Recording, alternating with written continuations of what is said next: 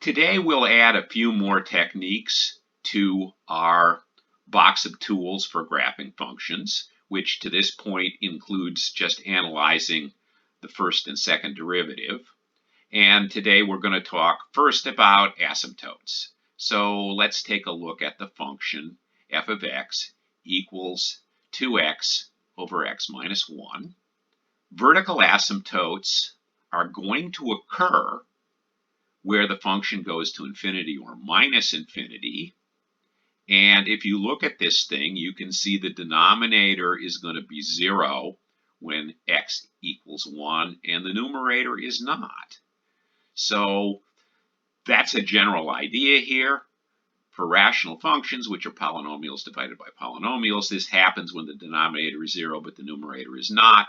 And more generally for continuous functions, if the denominator is 0 and the numerator is not, you're going to get an asymptote.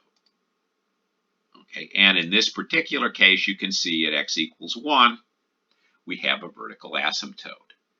Now, what we would like to do is figure out what's happening at that asymptote, and limits are going to tell us that. And we start with the lim as x goes to 1 plus of the function. We've done this sort of analysis before. The top looks like 2. The bottom, as x gets close to 1, is close to 0, but x is a little bigger than 1, which means x minus 1 is a little bigger than 0, so the bottom looks like 0 plus. 2 divided by a positive number is going to be positive, and it's going to be huge, so this limit is plus infinity. On the other side, same sort of analysis, but the only difference here is as x is a little less than 1, x minus 1 is a little less than 0. Bottom now is negative. 2 divided by a very small negative number is a negative number that's huge in magnitude. This limit is minus infinity. Now, next thing to worry about is horizontal asymptotes. And this is, what does the function do when x gets really positive or really negative? That is, x goes to infinity or minus infinity. And the way we notate that is the lim as x goes to infinity of f of x, and this is the behavior as x gets large and positive. Lim as x goes to minus infinity of f of x, same idea, but this time large in magnitude and negative. If one of these limits is a real number and not plus infinity or minus infinity, it's telling us there's a horizontal asymptote at that value. Now, if you look at this thing, as x goes to plus infinity, the top looks like infinity. As x goes to plus infinity, the bottom looks like plus infinity. Infinity over infinity doesn't tell us anything. It's sort of like 0 over 0. You got to do something else. The idea is that there are certain limits that we do understand. If you have a constant divided by something that's going to plus or minus infinity, that limit is going to be 0, because a number divided by something that's huge is going to be very close to 0. And same idea if we switch what's happening in the numerator and the denominator. If you have something that's huge divided by something that's not, you're still going to get something huge. So if you have something like this, you're going to get plus or minus infinity depending upon the sign of the top and the sign of the bottom. If they're the same sign, you're going to get plus infinity. If they're different signs, you're going to get minus infinity. How can we make this happen? For rational functions, we want to manipulate them so that this does happen, and the trick is to divide the numerator and the denominator by the highest power of x appearing in the denominator for rational functions. Okay, so here, that power is 1, so we're going to divide top and bottom by x. So this lim as x goes to infinity of 2x over x minus 1 becomes the lim as x goes to infinity of 2 over 1 minus 1 over x. Top and bottom both got divided by x. Now when we look at what we get when we try to evaluate the limit, the top is going to look like 2. the bottom is going to look like 1 minus 1 over infinity in our notation. And we know from our analysis up here that that's going to be 0. So we get 2 over 1 minus 0, or 2. So this limit is 2.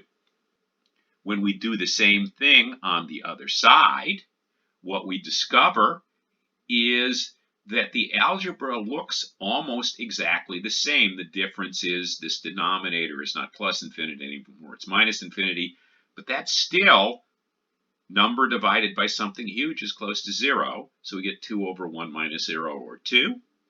And what we can conclude is y equals 2 is a horizontal asymptote, both when x gets huge and positive and when x is huge and negative. So here's the information that we've got summarized about asymptotes, and now we want to sketch the function. To do that, we're going to need to calculate the first and second derivative to figure out increasing and decreasing.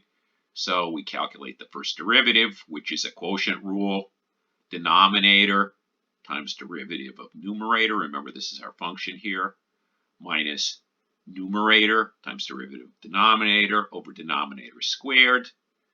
2x minus 2 minus 2x is just minus 2 over x minus 1 squared. Let's do the second derivative as well.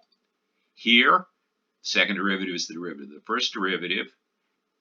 Notice that we've rewritten this as minus 2 times x minus 1 to the minus 2, the idea being this is easier to differentiate.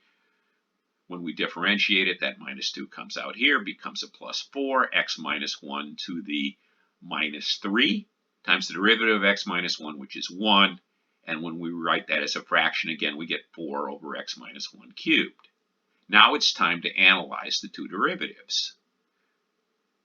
When we look at f prime, we can see the numerator is negative and the denominator is positive every place except where x equals 1, where there's an asymptote. So every place except minus 1, the derivative is negative, which means the function is going to be decreasing everywhere except at x equals 1. And there's an asymptote, and notice that we have not tried to draw across that because that's inaccurate. Function is broken here. We take a look at the second derivative, same type of analysis. Top is always positive. Here, however, since it's a cube, when x is positive, the denominator is going to be positive. We get positive, which is concave up. When x is less than 1, this is going to be negative, and we're going to get concave down. Now it's time to start trying to sketch the function. First, we know we have an asymptote at x equals 1. This limit tells us that when x is on the positive side of 1, we're going to plus infinity. When we're on the negative side, we're going to minus infinity. We indicate that with arrows on the graph. Now the horizontal asymptotes, we know that there are horizontal asymptotes at y equals 2 in both directions. Important to note, it doesn't tell us anything about what happens in here, only when x gets big positive or big negative. We'd like to start drawing this, but we don't have any points. Normally those points come to you from critical points and inflection points, but there aren't any here. So we're going to plot a few points. We note on this side of the asymptote is 0. And when you put in x equals 0, you get 0. On this side of the asymptote is x equals 2. When you pop that in, you get f of 2 is 4 over 2 minus 1, which is 4. So we're going to add those 2 points to the graph, namely 0, 0, and 2, 4. Now, in this section of the graph, asymptote, asymptote, decreasing, concave up. So the shape has to be sort of like this, and we get that. Over here, we are decreasing, concave down, asymptote, asymptote. Graph has to go sort of like that. And that's a fairly accurate sketch of this graph. Now we'll look at a more complicated function. We're going to assume that a lot of the information that we need has already been given to us. The first thing we will consider is the information that appears in the red box, which tells us that the function is continuous for all x except x equals 2, and that f of 2 does not exist. We can also see there's some limit information, and we have that the limit as x goes to minus infinity of f of x equals 0, which is telling us there's a horizontal asymptote. The limit as x goes to plus infinity of f of x is infinity, which tells us that there is no horizontal asymptote in that direction. And the limit as x goes to 2 of f of x equals minus infinity, which is telling us that there is a vertical asymptote at x equals 2. And we're going to record that information on the graph. Here is the information that there is a horizontal asymptote y equals 0 as x goes to minus infinity, which is what this limit tells us. Here's the information that there is a vertical asymptote at x equals 2, which is this information. And notice it also tells us that the graph heads towards minus infinity on both sides of 2. And then finally, this, the limit as x goes to plus infinity of f of x equals infinity, tells us that there is no horizontal asymptote on this part of the graph, and in fact the function gets arbitrarily large as x gets positive. Next, we look at the first derivative, and we discover that the first derivative is positive on minus infinity 0, union 2, 4, union 4, infinity, and f prime of x is negative on 0, 2. So what we do is we draw a sign chart, and we include that information. Next, we translate that into increasing and decreasing, and we discover that the function is increasing on minus infinity 0, decreasing on 0, 2, increasing on 2, 4, and increasing on 4, infinity. Notice that we also have information that the first derivatives are 0 at 0 and 4, so both 0 and 4 are critical points. 0 is a local max. 4 is a local nothing, but it is a critical point. Next, we consider the second derivative, and we have information about where it's positive and where it's negative, and that information is recorded on the sign graph. So we use that information to conclude where the function is concave up and concave down. And notice again that we have to include a break at the asymptote x equals 2. Now we have most of the information that we need to draw an accurate sketch of the graph. The only thing we really need is a few points that we know for sure on the graph, and those are given by these values. You can see that we have included those values on the graph. And now we're just going to start drawing the graph. So the first region we want to consider is this one when x is less than minus 1. Over here we can see that f prime is positive, which means the function's increasing. F double prime is positive, which means it's concave up. The picture must look like this. Now, in the next region, between minus 1 and 0, we can see our function is still increasing, but now it's concave down. 0 is a critical point, which we know is a local maximum.